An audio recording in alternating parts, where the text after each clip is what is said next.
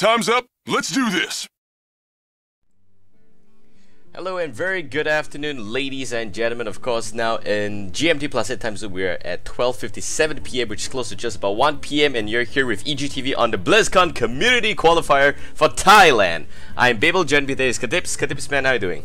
I'm doing well. Glad to be here with you again on this fine Saturday. Greetings from Manila and greetings to our friends from Thailand who are participating in this tournament. Very exciting. So Thailand gets 1 seed in the Americas Qualifier. And the winner of this tournament is going to be joining the 2 from the Philippines and the 1 from Malaysia. Is that right? Yes, that's correct. Yep. So we are excited to start on our match. We are just setting up a match between TaMaz and Hishimiya, and that should be going very shortly. I believe the players are ready to begin. Yep, they're right. That's absolutely correct. So now they're just waiting for, for the sign, and of course we're seeing a lot of decks here that are spelled out in Thai. So I have no idea what is going on. We'll have to wing it. We don't have any auto translate for the decks, but yeah, they're going right. TaMaz looks like. Oh, I think you're cutting off, man. Are you there? Oh, I'm sorry. Yep, I'm here. Oh, okay. Yeah, you're back. Yep. All right. Okay, so of course, again, guys, gonna have to note that because we're doing this without spectator mode, there is gonna be substantial lag coming from the players themselves. It's not really from our side. It's more like the players' the feed. It's not gonna be streaming smoothly. And also note that Thailand's upload speed is generally hovering around 5 to 10 megabytes per second, which is not fantastic for streaming. But of course, we'll have to make do whatever that we have here, and effectively we're going into game. So I'm really excited because Thailand has been one of my favorite places. Generally, they have a lot of good food and they've got a lot of good stuff in general, including a lot of beautiful people there as well, very nice and kind souls. So I really hope that we can get a worthy representation from Thailand for the BlizzCon qualifiers here. And of course, Thai people are just so kind, so sweet. I've been to Thailand, I think twice or thrice, over the last 2 or 3 years, and over the last 2 years to be very precise. And I've been there on events and stuff. But before we go on about that, let's just go into game. We got a game here between Hishimiya taking the top half of this board as the Warlock against the bottom half of this board as TaMaz playing as the Paladin. Yep, that's right. So TaMaz, based on his mulligan earlier, looks to be a control paladin. He was running Ragnaros and a Sunwalker. So let's see if he's going to be running something like... I wonder if he would be running something like an Avenge in this deck. I'm not so sure yet of how Avenge is affecting the meta. People seem to be kind of conflicted. How do you feel about the Avenge secret from the last Naxxramas release?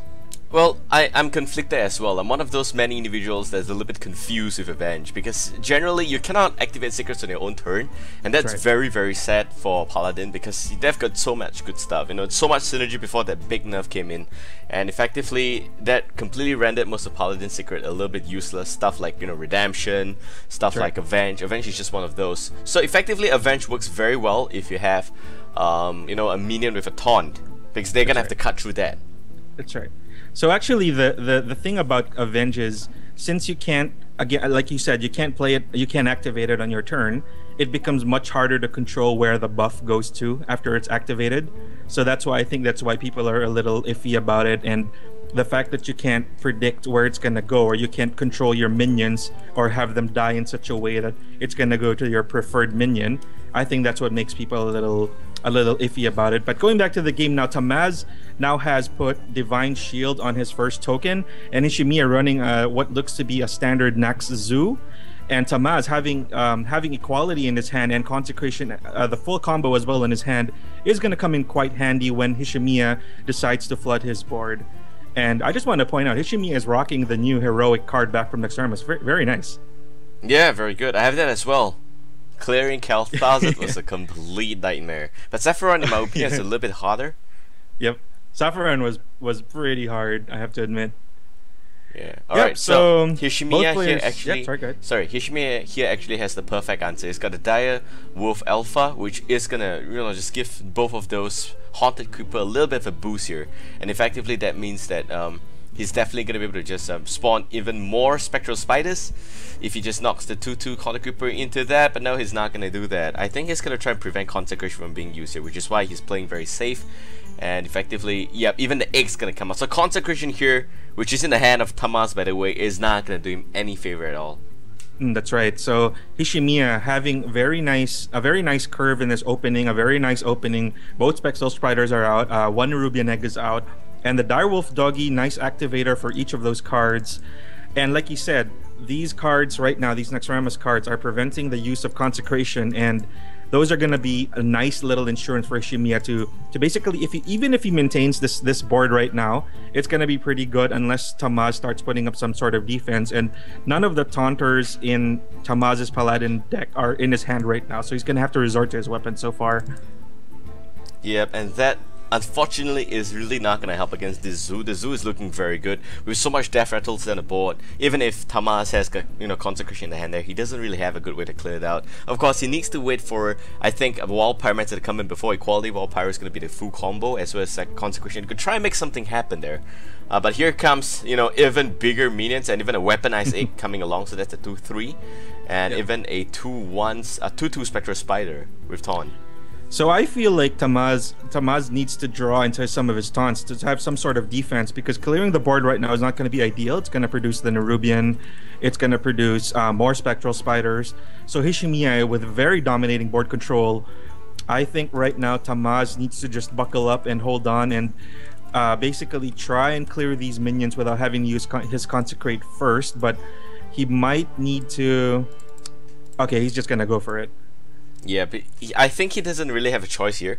Yeah. The good news is at least he popped one of those big Nerubians right there. So now he's gonna only have to deal with 4 Spectral Spider. That's not really the big a deal. Yep. So with Redemption in hand, if he draws into his Wild Pyromancer, that's gonna be pretty good. That's gonna clear out all of these weenies from the side of Hishimiya. And Hishimiya, of course, down to 3 cards, gonna have to tap into his 4th. And TaMaz, when he makes it to turn 8, that's going to be a bit problematic for when Tyrion comes down. Dark Iron Dwarf, of course, is going to give a little boost to the Spectral Spiders. That's going to be a fair bit of damage for TaMaz. He's down to 15, and here comes his first line of defense, the Sunwalker. Yeah, wow, there we go. Alright, so at least now he's gonna have something that, you know, Eldor Peacekeeper is gonna get played there, and the Dark Iron Dwarf is gonna get a little bit of a nerf again, down to 1/4, basically now gonna be just a token killer. There's substantial damage on the board there from Hishimiya, and even a Void Terror, so just keen to see Void Terror and Dark Iron Dwarf synergy, even though, you know, it's not really very strong for Void Terror to, you know, synchronize with Dark Iron Dwarf's +2 attack buff, but given the fact he's got a lot of disposable minions down the field, it still is quite a field to you know, just be reckoned with. Yep, so TaMaz looking very strong going into the next few rounds. He's going to be able to heal with Guardian of Kings on turn 7 and put up some sort of defense by turn 8. And then moving forward, it's just going to be minion after minion with taunt, assuming he runs Sludge Belchers, assuming he runs a second Sunwalker. So let's see how he's going to cope with this. So here comes some pretty nice value minions on the side of Hishimiya. Those are some pretty tough minions. And right now, TaMaz, okay, drawing into an equality. That's pretty good. But right now, he's going to put up some defense and redemption. Wow, that's going to give him 2 4/5s with Divine Shield. Effectively like a 3 or 4 for 1 for the Sunwalker. Yeah, but there is also the Iron Beak Owl in the hand for Hishimiya. So he could just bypass that, no questions whatsoever. There is the Guardian of Kings for TaMaz, so I'm just voting this in favor for TaMaz right now because, you know, he is just gonna be doing so well. And of course, because of the nature of Paladin, you don't really want to play Void Terror. He can easily kill Void Terror with Equality. He can also kill it off with Humility. That's just gonna be one big glorified token killer. That's about it. But effectively, now Hishimiya is just thinking what kind of secret that could be, given the fact that he just played Sunwalker. It's almost 90% confirmed that it's going to be Redemption. Yep. So he's just going to tap in the Harvest Golem. And, yep, silence for sure and go for face. Here's where, you know, Hishimiya should just go all face here. But TaMaz will have the ability to play Tyrion Fort Ring next turn. What do you think about that? Yep, that's right. I would like to see him draw into a Wild Pyromancer just to be able to clear out this entire board.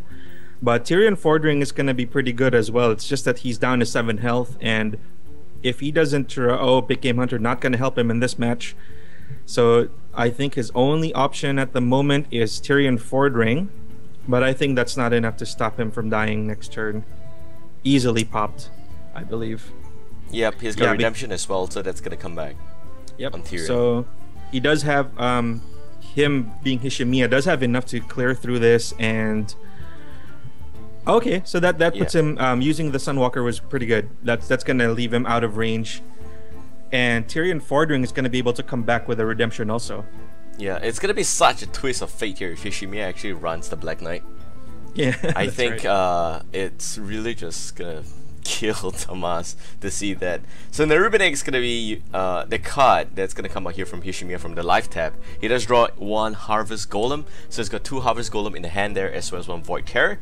Effectively, Void Terror, you only want to play Void Terror onto your Void Caller if you have got Doomguard in hand. And effectively, if you've got like, you know, Nerubinek, that's gonna be like 5 costs for 1 free Doomguard, and you get to hit a Void Caller with, you know, you just get extra buff on the Void Caller thing. So now he's gonna pop the shield, and it is really gonna be devastating to know that the redemption is gonna bring Tyrion back. And yeah, that's a heartbreaker. Yep, there we go. In fact, he also decides to consume the Dark Iron Dwarf, which was not really okay. Maybe not consume the Dark Iron Dwarf. He did take the other minion there. Yep. So Hishimiya is gonna hit the end of his rope, and TaMaz. Oh no, he didn't consume anything because he got called up by the Void Caller. Right. Okay, so TaMaz in a pretty decent position right now. He can actually put down Big Game Hunter and then put Defender of Argus just to have another layer of defense. Hishimiya is down to 1 card, and that might give him a bit more options for defense. I'm not too comfortable with him relying on a 6/1 with Divine Shield with only that few health. Yeah. Severely discounted health. So I don't know, man, but here running the Ashbringer into 2/5, that's what I kind of like. Definitely don't pop the shield. Would want to run 6/1 and 4/1 into the face there. I think that would be a pretty solid play. Of course, the 4/1 can also kill the Void Terror, which by all means is fine. It's not, you know, it's still okay considering that the Void Terror had 3 health and you're trying to maximize ball control, but here comes the Doomguard, a turn too late for Hishimiya. Yeah. So that's pretty heartbreaking for Hishimiya. It's looking like it's snowballing in the favor of TaMaz. What's next for TaMaz is just wave after wave of defense, and I don't think Hishimiya has enough to just bust through everything. So Defender of Argus, I take it back. Defender of Argus being kept right now is gonna be pretty good because now his token can kill off his Doomguard, and Defender of Argus is gonna be able to put up the defense that he needs, basically. Oh, he draws into another one. Alright, so we're gonna see a pretty big Guardian of King here, and there we go, that's gonna be a 6/7. Oh, he could have played his. Okay, he's just gonna go with bigger toughness. Excuse me.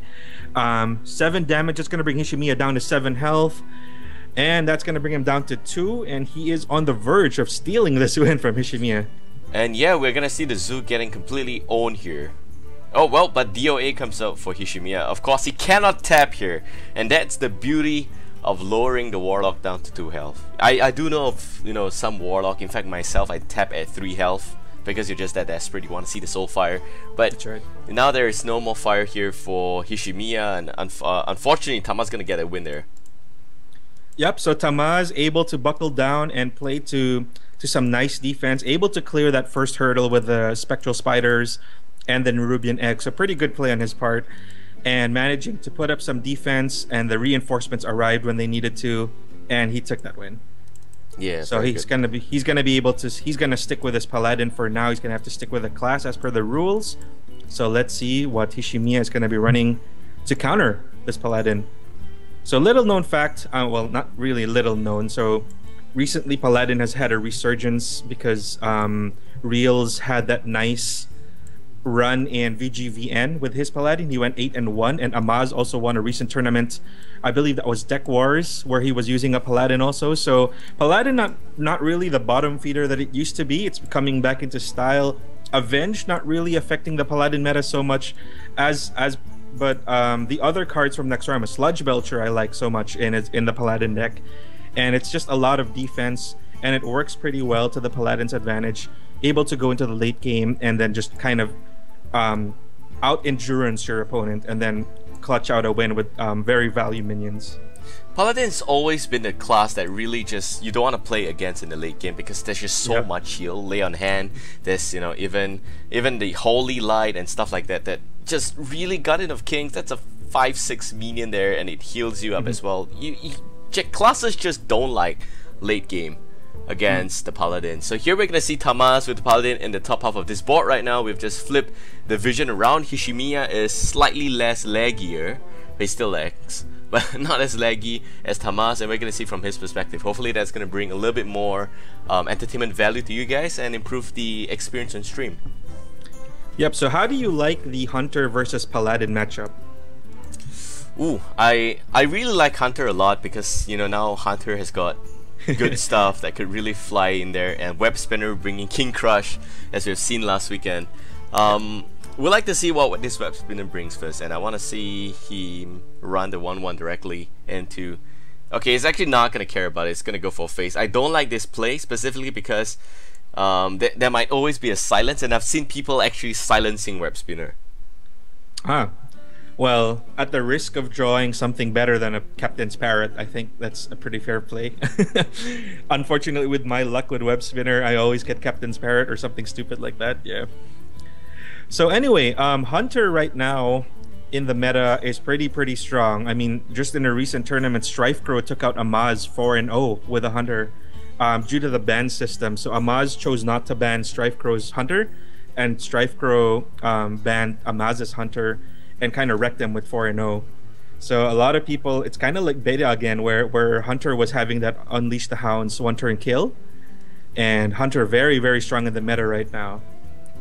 Yep, very strong indeed. So, well, Hunter really generates, you know, the synergy in the deck from the Starving Buzzard UTH combo. But right now, I'm just a little bit... Okay, there is Lothap here in Hishimiya's deck, so I'm guessing it's a slight variation of the control mid-range Hunter. Not really control, but slightly more mid-rangey. And that means running Savannah High Main, that means running, you know, the standard Houndmaster with Flare, with tracking as well, and yeah, probably that's gonna be the case here, but it's not looking like it's a Mad Scientist secret deck that Reynak created. So, well, we'll see if he gets weapon or traps. Definitely, that's gonna be a pretty clear sign. So here comes the Anima Companion, and in your opinion, what do you think here is best for him? I kind of like... I think going for face right now for would be good for Hishimiya. Just kind of maintain the tempo and basically keep TaMaz low enough in the position where he's going to be forced to play a minion like Guardian of Kings out of position just to be able to force a heal. But right now, TaMaz is going to go all out and bring in his Wild Pyromancer to quality combo. Not really a problem for Hishimiya. That's just 2 cards, and that is TaMaz wasting one of his big combos to be able to clear just 2 minions on the side of Hishimiya. So Hishimiya still a lot of threats coming and in his hand.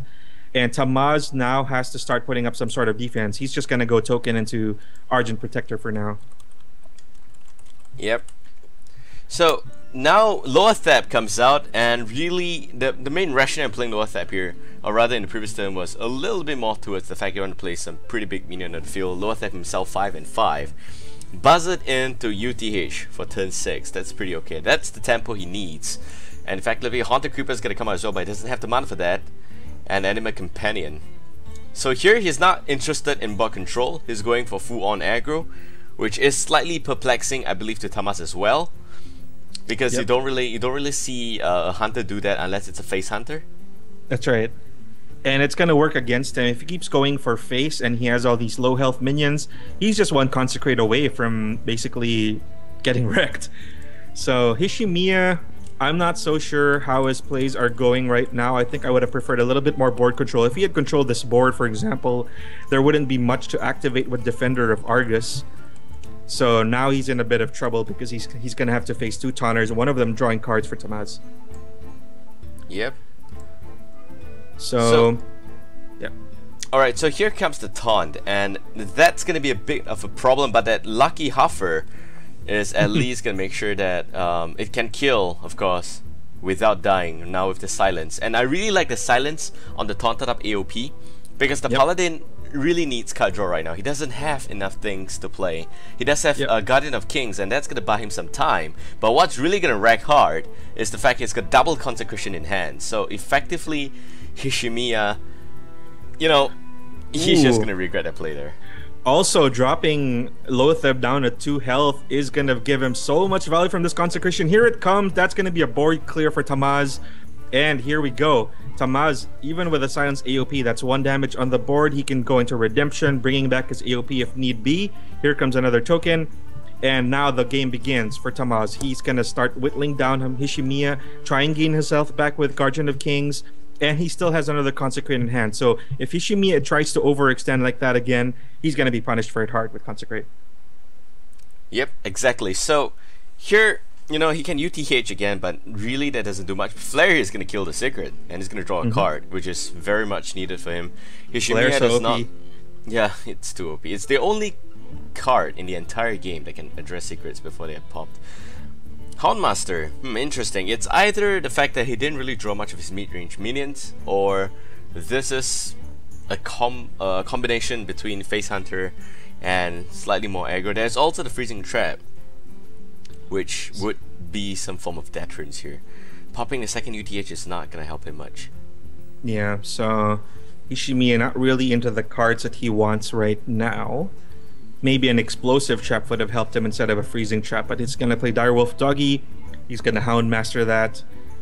That's pretty decent. I mean, it's going to force TaMaz to 2-for-1 it. Unless a True Silver Champion, of course, comes out at the most opportune time for him. TaMaz is going to just equip that weapon and slay that dog in the back of the shed, unfortunately. And I'm thinking he might want to clear the board. Or maybe he can play a follow the rules on the Houndmaster just to keep it, just to neutralize it. Well, he can play Consecration as well, but that's gonna be his second board clear wasted. Unless he's got Wild Pyro, it's not really advisable for him to do that. And I think he is gonna, because he's gonna play Consecration. So he is gonna use Consecration to kill the doggy, and it's gonna use the token to kill the 4/1. And thereby gonna deal 1 damage with the AOP and healing for 2, dealing 4 damage using the True Silver Champion.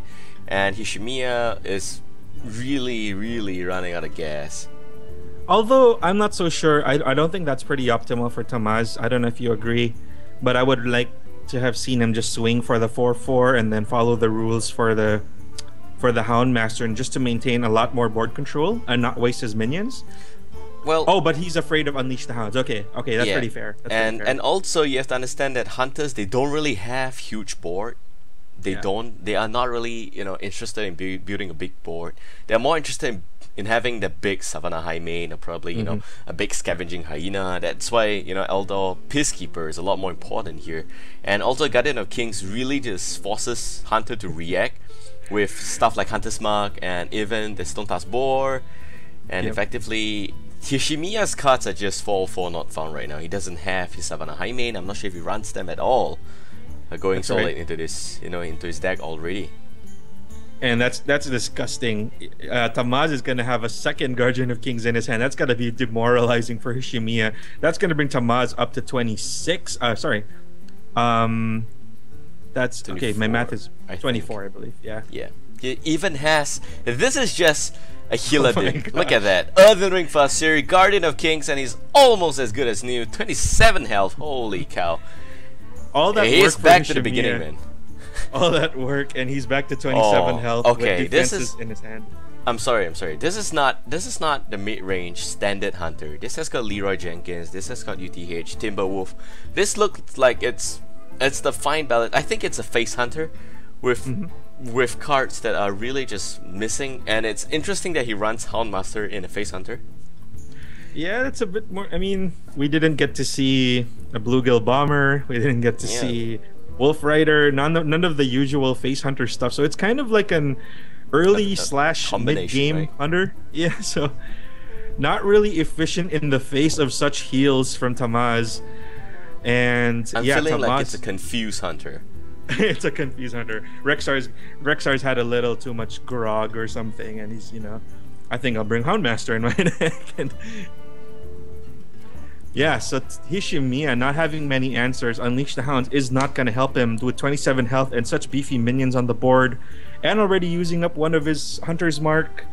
Very painful for him to see the second Guardian of Kings. All he needs now is really the Starving Buzzard. He could have just mounted a huge comeback with the Starving Buzzard. Unfortunately, he didn't have that. I would have played Leroy, Starving Buzzard into UTH, which have given me complete, absolute board control, and Hunter's Mark, of course, as well as the fact that you can have the Team Move there, draw some card. That's pretty good synergy, I think. Yeah, that's only 8 mana there, so no worries whatsoever. And his turn is it's just too late. Turn's over. Yeah, I think Hishimiya is having some connection problems. He also got roped, almost got roped in his last game. So that's not helping him anymore, any more than usual. But Freezing Trap not going to get any value from the token. Here comes a second Acolyte of Pain. And Harvest Golem. So TaMaz just going to control the board now and clear out the doggies. And yeah, it's just a waiting game for TaMaz right now. It is his game to lose. He has full board control right now. And Hishimiya down to 1 card, drawing into something that's probably not going to help him at this point in this game. 17 health. Oh, he finally gets the weapon. Here comes the weapon now. So I forgot it at home. Had to take the bus back, get his weapon. And he's an hour late. He's an hour late. Yeah. So here we go. He is gonna swing towards the Harvest Golem that really doesn't deal anything. And it's gonna try and just tank out the damage. Well, the good news is at least the Paladin can only heal at this point in time. And look at that, even more heals, back to 23. So far, I think he's played 1/1. He's played 2 Guardian of Kings. He's played 2 Earthering Fasir. He hasn't healed any other way else. So that effectively heals him for 18. Otherwise, he would be currently at, I believe, 5 health. That's right. And let's not forget, he has a Sunwalker somewhere in his deck. He has a Tyrion somewhere in his deck. So even if Hishimiya had mounted a comeback in the past few turns, he wouldn't have gotten past those big ones. I would just have played Leroy here. I would have just played Leroy. Oh, lay on hands. Wow. Okay. Forget it. It's back to 29. It's back to spring, guys. Considering it's August, it's back to spring. And I think he is just gonna pop the Secret first, which is good. Safe play. Explosive Trap's gonna draw him 1 extra card. It's gonna be Big Game Hunter. Not like he's gonna hunt anything in this game. Everything else on the board goes. That's why I play Leroy Jenkins. But of course, I'm forced between the choice of Eldor, Peacekeeper, or Lay on Hands. And effectively, it doesn't really matter because, you know what? Lay on Hands really changes everything. 1, 2. Oh, redemption on Ragnaros. That would be fantastic. But yeah, TaMaz, I think that is the end of the rope for Hishimiya.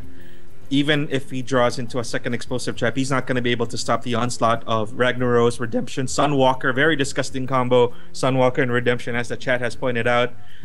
And no choice for Hishimiya now except to lose. So good game for TaMaz.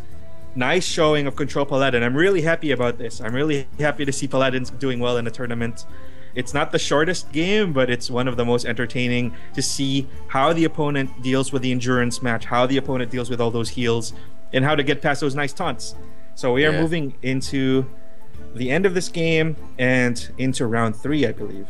Yeah, we're going to round 3 in just about 20 minutes time. So from now till then, we're gonna have a short little break here. Okay, maybe not short, 30 minutes is not short at all. I was expecting a 2-1 between both of these players, considering both of them actually had a pretty good score in the first round. I think they 2-0 the opponent. Do note that the brackets are now being dropped in the chat, so do swing by. And of course, we are just moving forward, round 3 of a BO3 Swiss. Do note, if this is the first time you're watching BlizzCon Community Qualifier here in Southeast Asia, we've got, I'm actually going to have to explain the rules, but before we go there, I think this is where we cut the VOD. So those watching on YouTube, thank you for watching.